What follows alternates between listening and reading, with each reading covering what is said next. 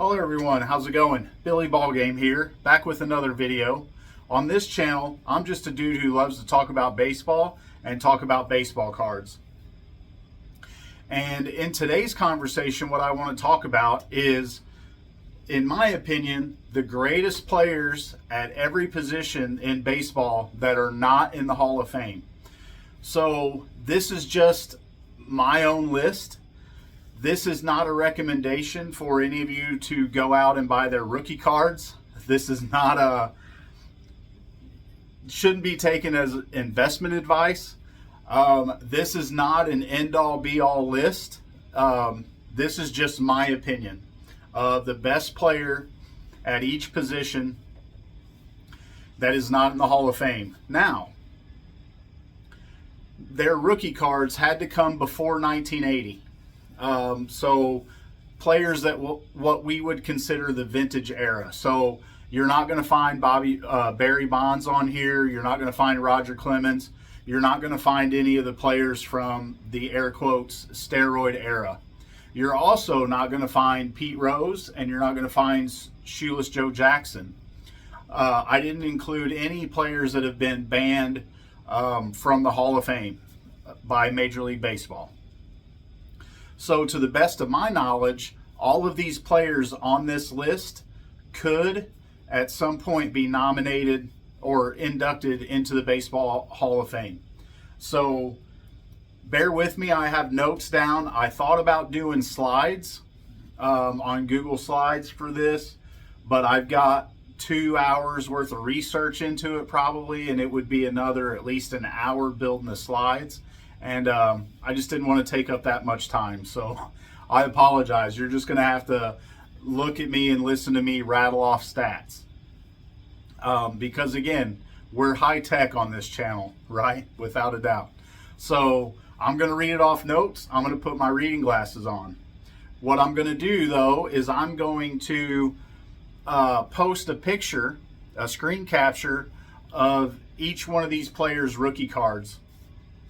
And if you decide that you want to go pick one up, you at least know what year their rookie year is, if you don't already know that. However, I'm not recommending anyone go out and buy their rookie cards expecting them to be elected into the Baseball Hall of Fame. I just want to say that one more time. So, and again, these are just my opinion. So feel free in the comments to let me know who you feel I forgot, or make your own list. So to start off, we've got right field, and we've got Sherry McGee, also known as Sherry Maggie. So he had the probably the first error card in the history of baseball cards. He, as most of you know, had the 1906 or the T206 card where they spelled his last name wrong. His last name is actually spelled M-A-G-E-E. On the card, on the error version, they spelled it M-A-G-I-E, I believe. But there is a corrected and an error version of that card. And it's valued at $460 in a PSA 4.5, according to VCP average value. But for his career, he had 2,169 hits. He had 83 home runs. He had 1,176 RBIs. Sorry, my kids are running around on the floor upstairs. He had 441 stolen bases. He had a 291 career batting average. And he had a 59.4 WAR. And this is according to Baseball Reference. His best season was in 1910. He had 6 home runs to go with 123 RBIs. He had a 331 batting average, which led the league. And he had a 952 ops, which also led the league. Of course, they weren't using ops back in 1910. And he also led the league in total bases, on base percentage, slugging percentage, and just overall considering he played in the dead ball era, his stats stack up very well against other players that are already in the Hall of Fame. So I'm not sure why Sherry McGee is not in, but in my opinion, he is the best right fielder that is not currently in. And next we have center field. Some of you have heard me talk about him on my channel before. I'm a firm believer that Vada Pinson should be in the Hall of Fame. His rookie card is 1958 Topps. Its VCP average value in a PSA 6 is $52. Now, what Vada Pinson put together in his career, in my opinion, is pretty impressive. He has a total of 2,757 hits, 256 RBIs in his career, 1,169 RBIs to go with 305 stolen bases. He had a 286 career batting average and a 54.2 WAR. His best season was in 1963, where he had 22 home runs and drove in 106. He had a 313 batting average, and he had 204 hits in that season. And in 4 seasons of his career, he had more than 200 hits. In 1963, again, his best season, he had 14 triples, and I believe another season he had 13 triples, which also led the league that year. But kind of what is hurting Vada Pinson is the fact that he only won 1 Gold Glove. He was only an All-Star 4 times. So he doesn't have any of a whole lot of those black stats, the bold stats in Baseball Reference, where, you know, he led the league in a certain category, or he was an all-star, or he doesn't have any MVPs. He doesn't have a lot of MVP high finishes, but he did finish in the top 20 5 times in his career. So his counting stats, I think, are really close to being a Hall of Famer. He isn't in the Hall of Famer and has better stats than some guys that are in the Hall of Fame. But I think it's all those extras that are counting against him. Gold Gloves, All-Star appearances, Silver Sluggers, different stuff like that. So next we have right field. And another player you've heard me talk about on my channel, and this is another guy that I believe should be in the Hall of Fame, Dwight Evans. And his rookie card, excuse me, his rookie card is 1973 Topps, and its VCP average value in a PSA 7 is $75. Sorry, I don't know why my voice keeps doing that. For his career, he compiled 2,446 hits to go along with 385 RBIs, 385 home runs, 1,384 RBIs. He had a career batting average of 272 and a career WAR of 67.2. His best season was 1987, where he had 34 home runs, 123 RBIs, and a 305 batting average.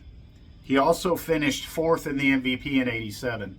Now, 87, there were some guys that suddenly put up an increased home run total. So maybe there was something going on with the baseball in 1987, but a lot of guys hit their career best for home runs in 1987, and I believe Dwight Evans was one of them.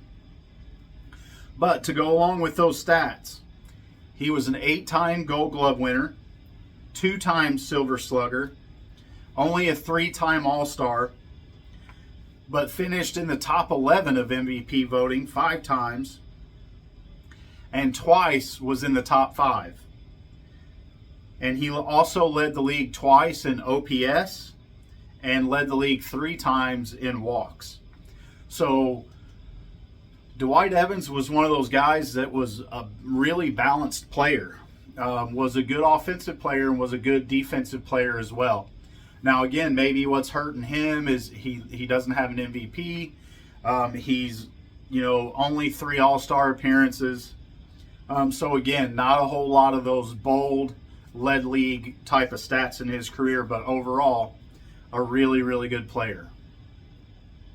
So, next we have Joe Torre, and this was a tough one. Joe Torre at catcher. And I went back and forth between Joe Torre and Thurman Munson. And if any of you would say, without a doubt, Thurman Munson, nobody could question that, because Thurman Munson was amazing in his short career. And one thing that made it hard for me to choose Joe Torre was the fact that he was a catcher, but then he got moved to third, and then he moved to first later in his career. So he played 3 positions altogether. But he did have some seasons as a catcher, and I believe he played 9 or 10 seasons as a catcher. He had some really good offensive seasons as a catcher. So Joe Torre's rookie card is in 1962 Topps. It's one of my favorite cards of all time. The VCP average value in a PSA 6 is $133. And the reason why I'm using PSA for this is because the first player, Sherry McGee, there were no SGC sales. He had PSA, so I decided to just go ahead and use PSA for the rest of this video. But Joe Torre's in a 6 is $133. So Joe Torre for his career had 2,342 hits, 252 RBIs, home runs, 1,185 RBIs. He had a 297 career batting average and had a 57.6 WAR. And again, this is off of Baseball Reference. His best season was an amazing season in 1971, where he had 24 home runs, 137 RBIs, a 363 batting average. Those don't happen very often. And he won NL MVP. He had 230 hits that season. So again, just an amazing season in 71 for Joe Torre. And then I think he either moved to third base during that season or after that season. So he won a Major League Player of the Year. He was a 9-time All-Star. He did win a Gold Glove. I don't know if that was a catcher, third, or first base. He also won a batting title, like I said, in 1971, where he had a 363 average.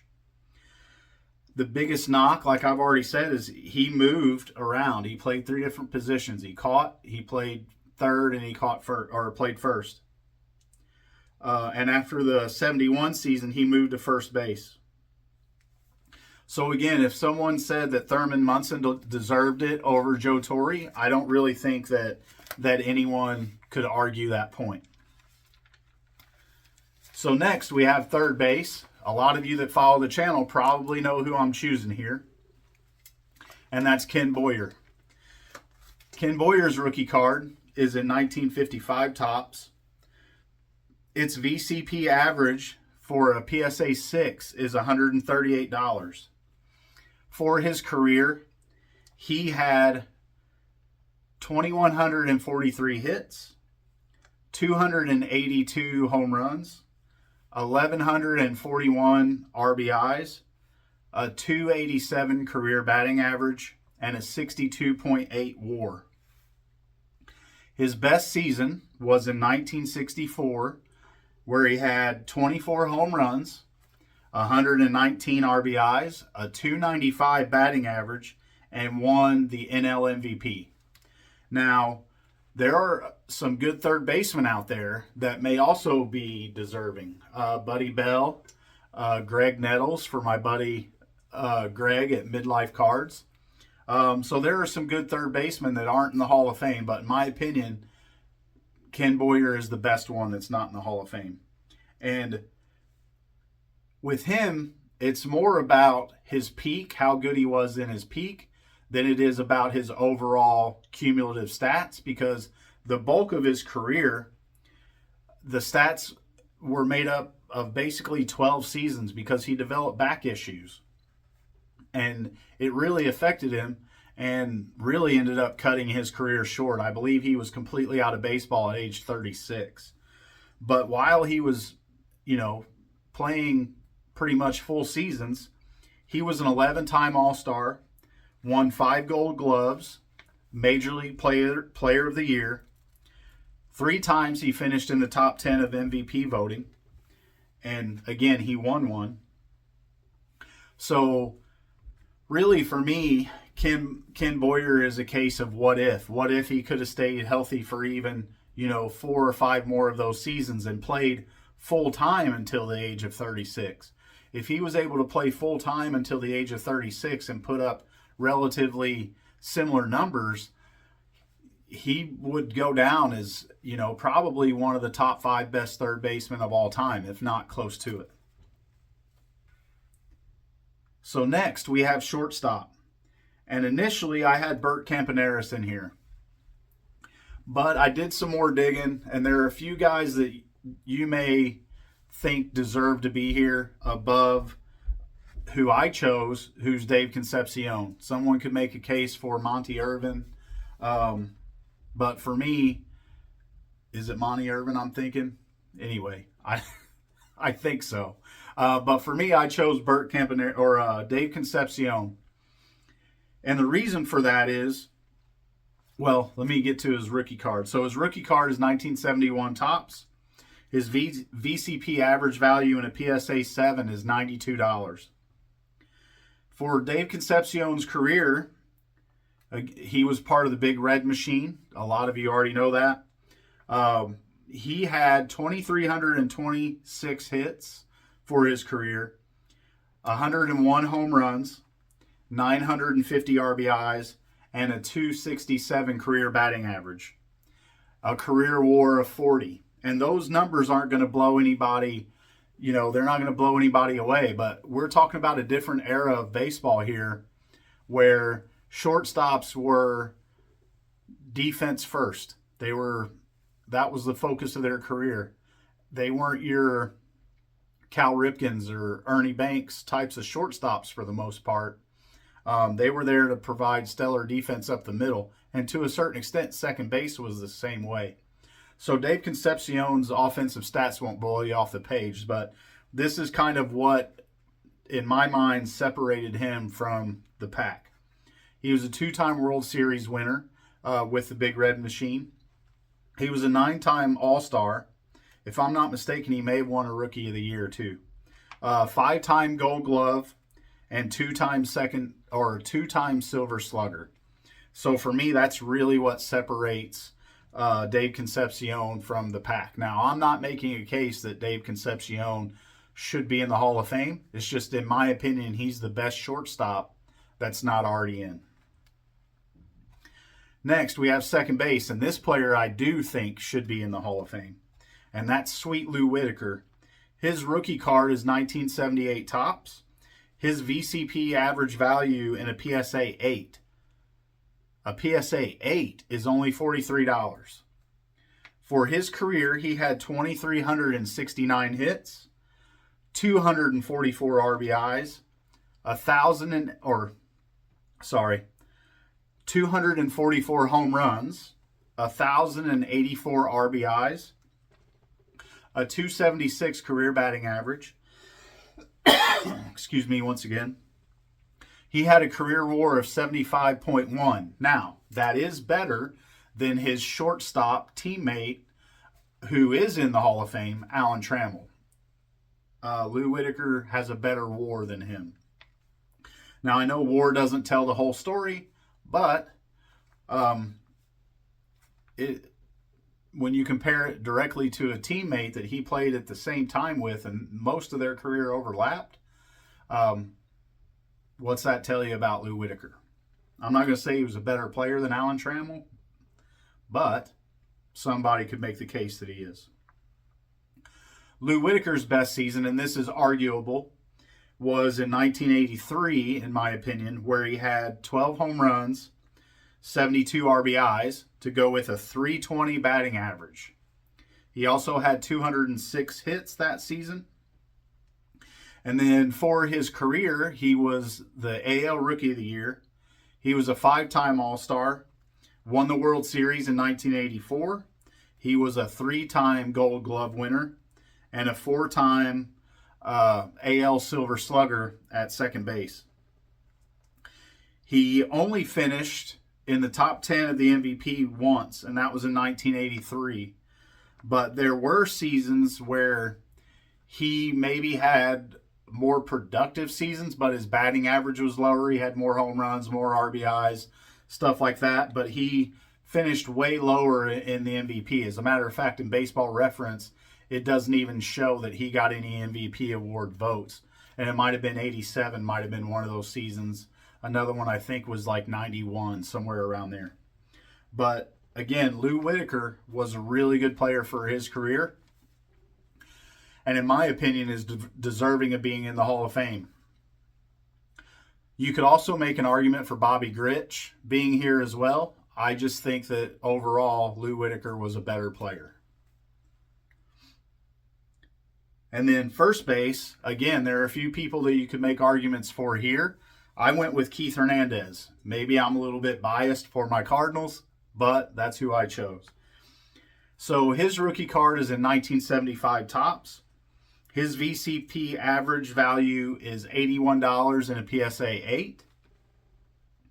For his career, he had 2,182 hits, 162 RBIs, or I've done that almost every time, 162 home runs, 1,071 RBIs, and a 296 career average. And his career WAR is 60.3. Now, those aren't eye-popping numbers for a first baseman because, you know, we think of first baseman now, and this, you know, throughout the history of baseball, as guys that, you know, are big boppers. They're going to hit 30 home runs a year. They're going to drive in 100 RBIs. They're big bats in the lineup. There are a few really good first basemen throughout the history of baseball that's not what their game was. And Keith Hernandez is one of those. John Olerud was one. Mark Grace was one. Al Oliver was one. So there have been a few guys where they were good average and run producers, but they didn't hit for a lot of power. Keith Hernandez is a prime example. If I'm not mistaken, he only went over 20 home runs once or twice in his career. But he was... so his best season was 1979, where he had 11 home runs and 105 RBIs. Now, that's hard to do, driving 105 runs with only 11 of them being from home runs. He had a .344 batting average and won a batting title.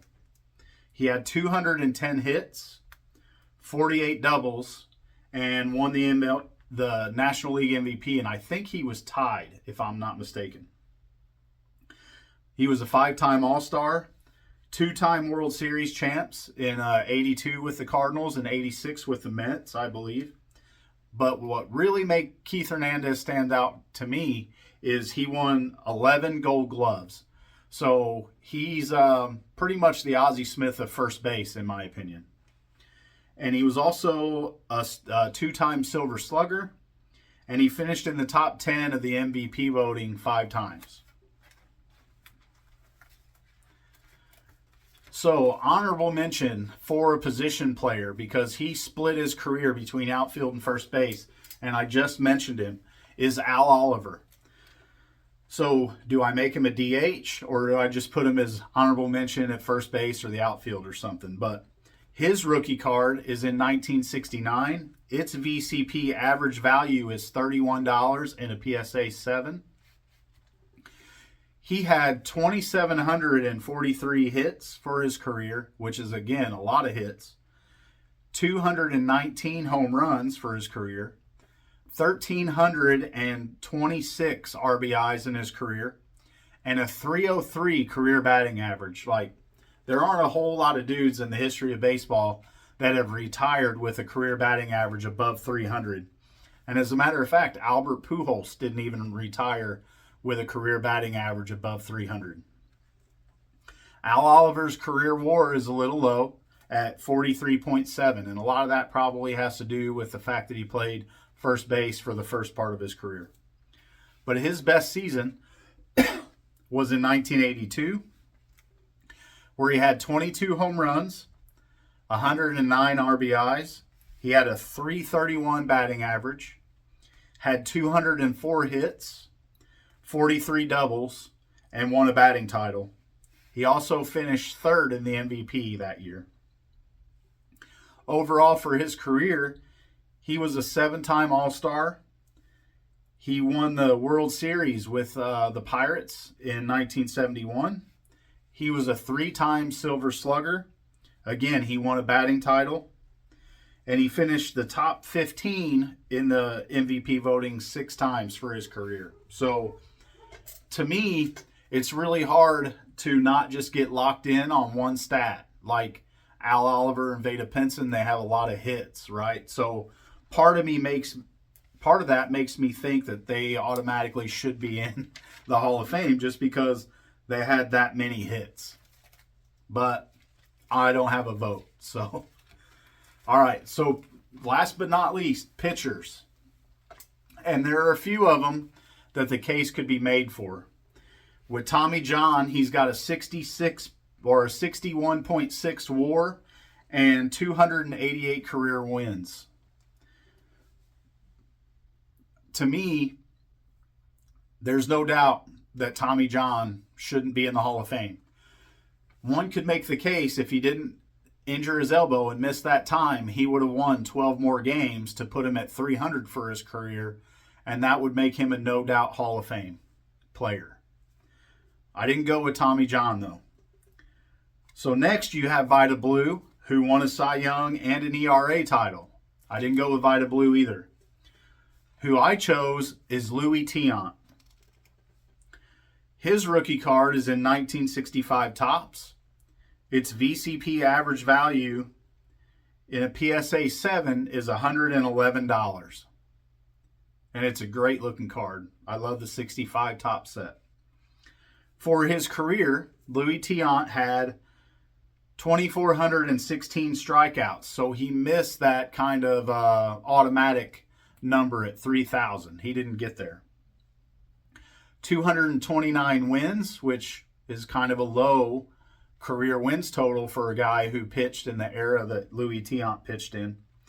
He had a .330 ERA for his career and a 66.1 WAR. And that's pretty high for a pitcher, in my opinion. His best season, as was with so many pitchers in baseball, was in 1968. A lot of people give Bob Gibson credit for lowering the mound or for causing baseball to lower the mound. And as much as I would also love to give him credit as a Cardinals fan, I can't, because there were a lot of pitchers that had career years in 1968 that put up ridiculous numbers. And Louis Tiant was one of them. So he went 21-9 with a 1.60 ERA. He had 9 shutouts, 258 innings pitched with 264 strikeouts, and was 5th in the MVP voting. Now, to me, modern baseball, I can't wrap my mind around a pitcher throwing 258 innings. I think there are only 4 or 5 in all of Major League Baseball last year that went above the 200 innings threshold. But there were, back in these days, you could be a 5th starter in a rotation, a lot of rotations didn't even have 5 starters. A lot of them had 4. And so you could be the last pitcher in the rotation and still go over 200 innings. So to me, it's amazing that a team's ace pitcher that they're paying $20 million a year for doesn't even throw 200 innings a season for the most part. So Louis Tiant was a 3-time All-Star. 2 times he won the ERA title. 5 times he won 100 games in a season. He was top 11 3 times in the MVP voting. And this is back in the day when pitchers could win MVPs. They don't do that anymore because they don't throw 200 innings. but he was top 5 in Cy Young 3 times. And this is really what separated him, in my mind, from the other guys. His whip, his walks plus hits divided by innings pitched, for those of you who aren't into kind of the new school stats, even though whip has been around a while, for his career is 1.199. So that means for the entirety of his career, he allowed 1.19. Let's round that up to 1.12. He allowed 1.12 batter on per inning by either a walk or a hit in his entire career.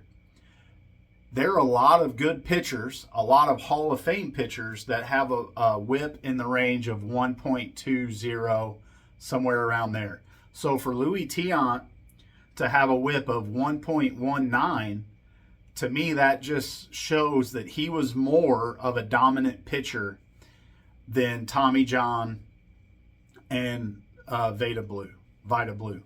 So that's, again, why I went with Luis Tiant. So that's my list. Again, let me know what you think in the comments. Let me know if you have any of these rookie cards. Let me know if there's anybody I missed. Feel free to put your list down in the comments. I enjoy looking to see what you all come up with, or maybe seeing somebody that I didn't think of at all. So this is my Friday video. I hope to get another video out this weekend. Just kind of a hodgepodge of what's going on in my hobby world here in the last few days. So hopefully I'll get that out this weekend. I really think that's about it. So I appreciate everybody once again for supporting the channel. And until the next one, I hope everybody has a good one, and I'll talk to you later.